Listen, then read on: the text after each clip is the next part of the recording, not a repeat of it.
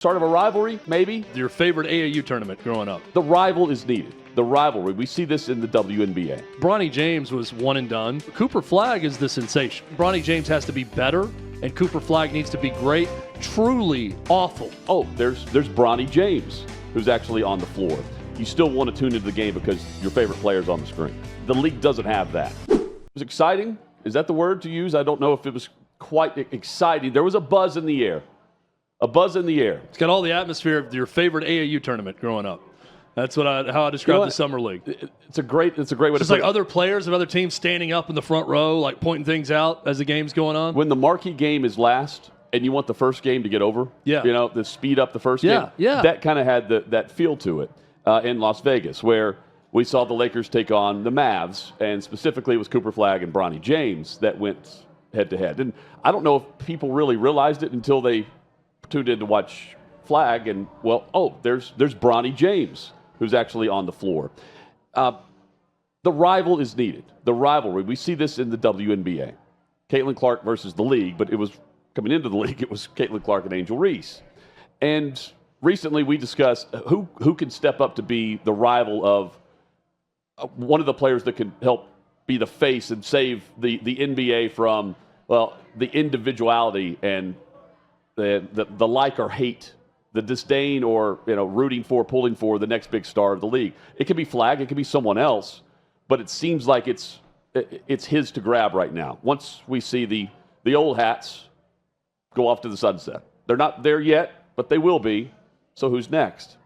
Well, Flagg needs his rival, and could it be Bronny James? We brought this up on the show. Chad, it just hit me who the player can be for Cooper Flagg. Give it to me. Bronny James. Ooh. A player who's Need not him to be good. No, you don't. Because I mean, are we seeing that in the Well, he needs to play. He needs to play. Let me say that. He needs to play. He needs to play. Angel Reese does average like 12 and 12 a game. I mean, I know. She's pretty good. She's not Caitlin Clark, but she's pretty good. Right, but she's not taking over the league. You're right. So you know what I mean? Yeah. All you got to do is talk a little trash. Does he have to play, or does he have to play a little bit? Can you imagine Bronny James? But what's funny about that is Bronny James, like Cooper Flagg was sort of the chosen one when he was in high school. Yeah. This guy who came from Maine and then went to a prep school and then was a star at Duke and was the clear number one pick. Can you imagine Bronny James, though, arguing, see, I've earned it. Me, Bronny James, son of LeBron James, had to earn it my entire life. I've earned it the entire way. And this guy hasn't earned anything. I played in just the G the League. Hypocrisy of that. Well, but if he was saying that in the summer league, they're going to play. Can something organic happen between Bronny James?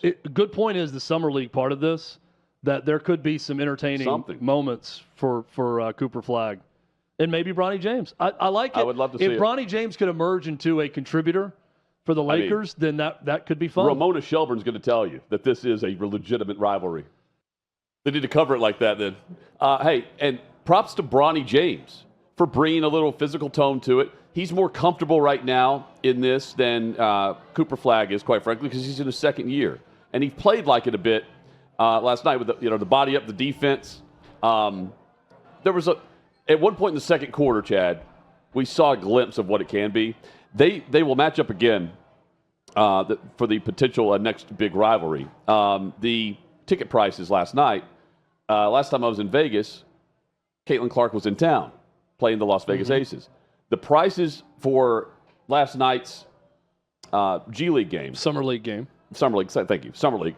Potentially one player in the G League. Oh, potentially a lot of these players will be in the G League. $650 is the getting price. Most of these players will be in the G League. Courtside tickets here, $650, and you got courtside for $2,500. Now, when you're there, everybody's in Vegas anyway, destination place, right? But this was around the same price that it would take to get you into the Aces game when Caitlin Clark was there a couple weeks ago. So there you have it. Now you're getting more games, right? Something to do. But I don't think about going to a summer league game whenever I'm in Vegas unless you got players like this. And there's the example. You don't have to be great. You just have to have the name. And Bronny's got the name. I bring this up knowing that if you spend $2,500 on an NBA Summer League courtside ticket, you piss money. Like, you just don't care. You do. So it's not that big of a deal to you. The World Series of Poker is there.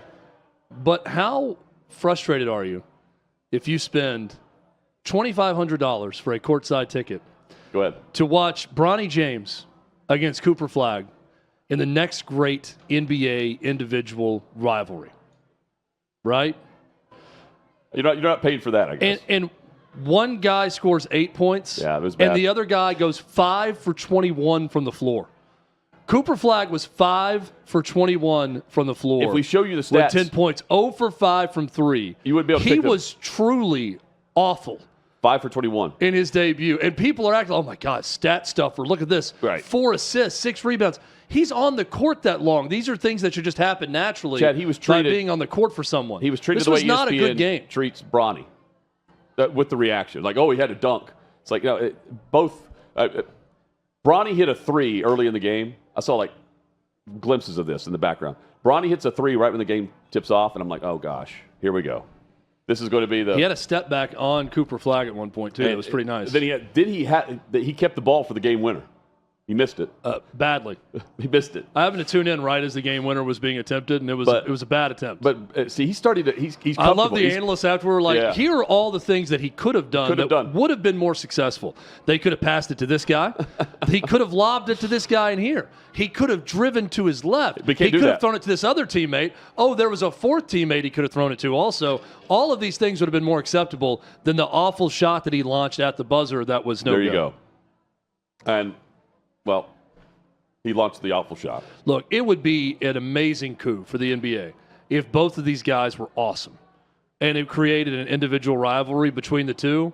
The odds of both of these dudes being that good is so low right now because I think Bronny James is still, from what I see, an off-the-bench contributor for a good NBA team at best.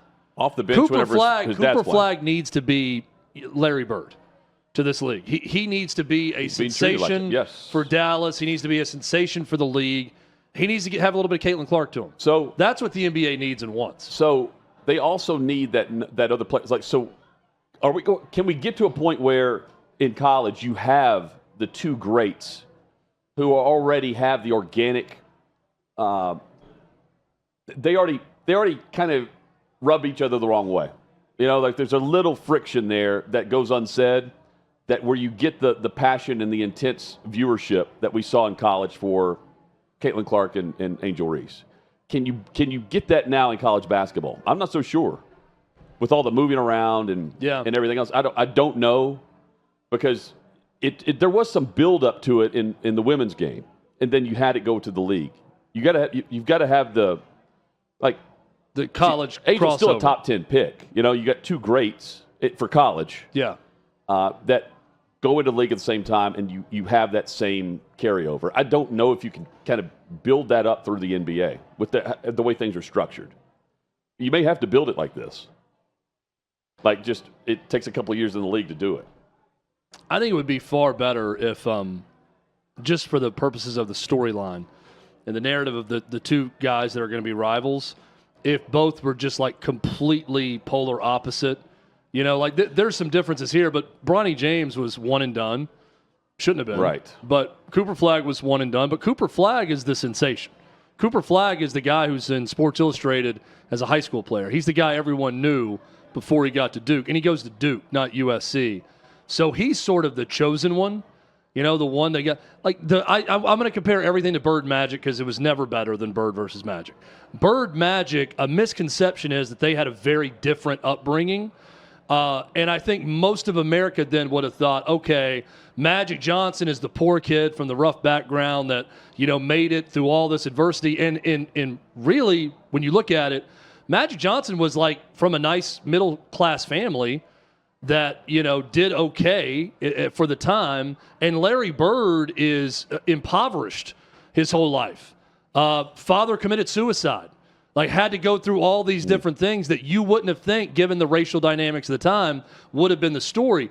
But part of that myth of those two and the differences of background is what added to what was an incredible story that, as Hutton just alluded to, started in college in a national championship game that everybody watched, and then bled over to the NBA with West Coast, East Coast.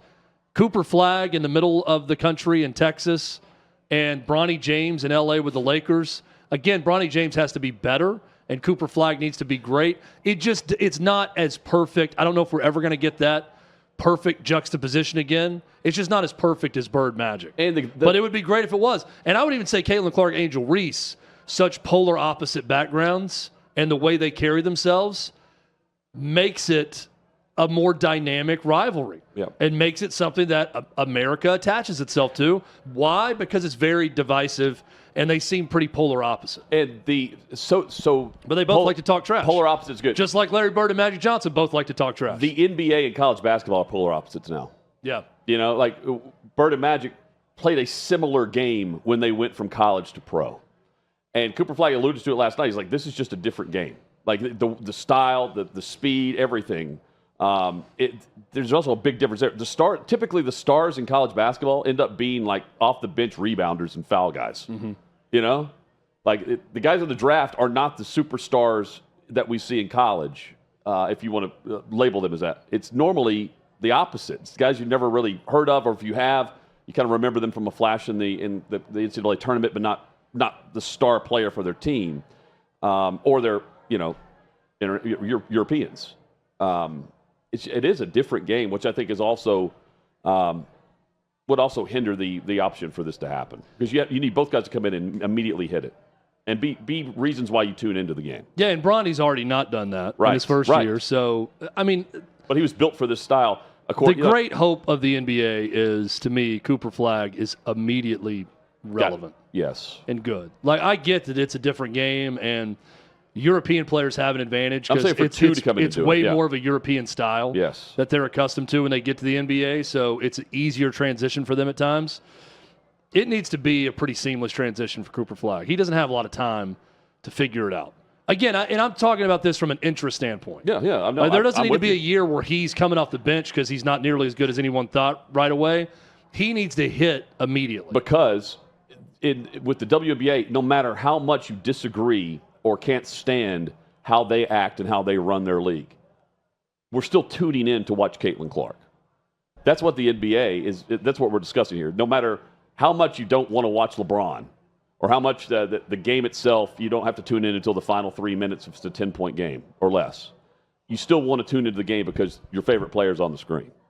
Like, that's the league doesn't have that. The W does. The ratings are there to show us that they are. Nationally, you still tune in no matter how much you talk about what the league's not doing right. That's what the NBA has got to have. Well, I want to be more interested in the NBA, and I think that Cooper Flagg is something that's interesting. And I just hope he's good immediately, and that there's better storylines to talk about. Fun. Because that's why we watch the Warriors. Bronny, this is just a dream for everyone that markets the NBA or talks about it, is that Bronny James turns out to be really good. Yeah. Cooper Flagg's as good as everyone expects, and there's this rivalry between those two. I'm going to say once again the odds of that happening are pretty close to 0. 5% chance. And if he turns out to be really good, Ramona Shelburne and all, they'll have a there's going to be a huge victory lap taken by Ramona Shelburne. This was not set up by his father. To all those, she's going to take a month and just subtweet everybody, whoever said anything bad about her and her take. She's going to be tons of clips of our show receipts. And everybody on OutKick making fun of her. All those receipts. I told all of you, Bronny James was the truth. Oh. And look at this. Here he is, scoring 8 points in a summer league game and taking a terrible shot to end the game. We're going to see. This would have been a better option. Could have passed it. This guy up here could have lobbed it. Could have driven the other way. I loved how they just had to clearly state every possibility that was better than the shot that he took. And he's got the telestrator. There's nothing but just lines everywhere. If they just keep, they like highlight one and it gets dark on the other side. Yeah. They could have been, this guy comes up, this guy was open. Everything's highlighted except for the silhouette. Right. The only thing that he shouldn't have done, he did. Is this. Was take this shot and here, roll it. Fade away at this point in the court.